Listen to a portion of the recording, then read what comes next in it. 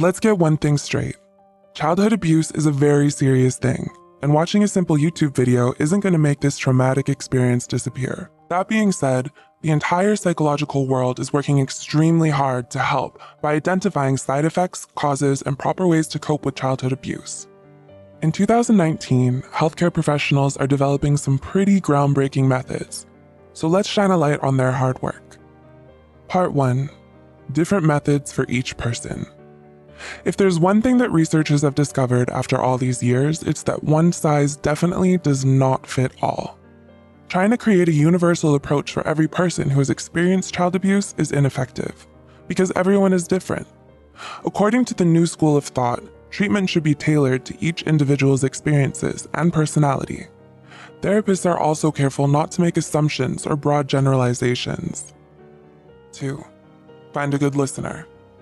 It always helps to find a good listener. Please remember that you're never alone and there is always someone who is willing to listen. Another modern technique is called component-based psychotherapy, and it encourages therapists to simply sit back and listen. In this extremely passive approach, therapists don't express much emotion as they hear stories of childhood abuse. They're simply acting as an audience. Even though they might want to express emotional support or remorse, studies show this can sometimes backfire as it influences the patient's train of thought. Part 3. Don't shut out your emotions. One of the biggest challenges associated with childhood trauma is something called clinical disassociation. This is when people shut down emotionally, space out, and feel numb. In some cases, we might even suppress certain emotions and memories. Sometimes we do this on a subconscious level, and that's why it poses such a challenge for therapists. We train ourselves to subdue and suppress these emotions when we should be accepting the pain, hardship, and trauma. Of course, this is easier said than done, and this process can be quite the journey. But with the help of healthcare professionals, this healing seems a lot less daunting.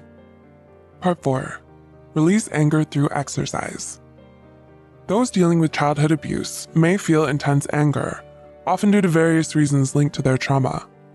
This anger can also be buried deep within their psyches, only to be released when certain words are said or things are done to us. However, when we suppress our anger, we run the risk of releasing that rage in unhealthy ways, threatening the safety of ourselves and possibly the ones we love. Sometimes clinical treatment isn't enough to release this anger. One study addressed this issue and found that rigorous exercise could be a possible solution, as well as meditation and yoga. Part 5. Biofeedback therapy.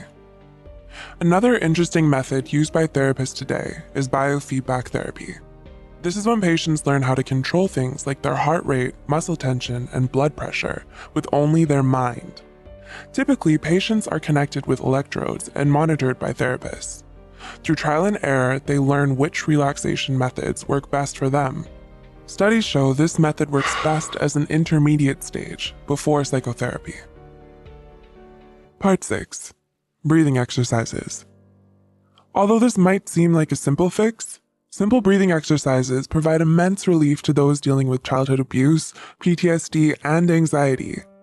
There are many special breathing exercises that you can try to help with relaxation. Although this might not provide the same level of treatment as a professional therapist, it could be a good start, especially if you're not ready for therapy or you don't have the means to afford consistent therapy sessions. There's even something called music therapy, which uses music to help with breathing and relaxation. This method of therapy is proven to improve heart rates, reduce anxiety, stimulate the brain, and improve learning.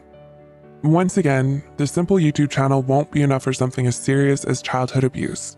But nonetheless, we hope that the strategies we provided give you a starting point in your road to recovery.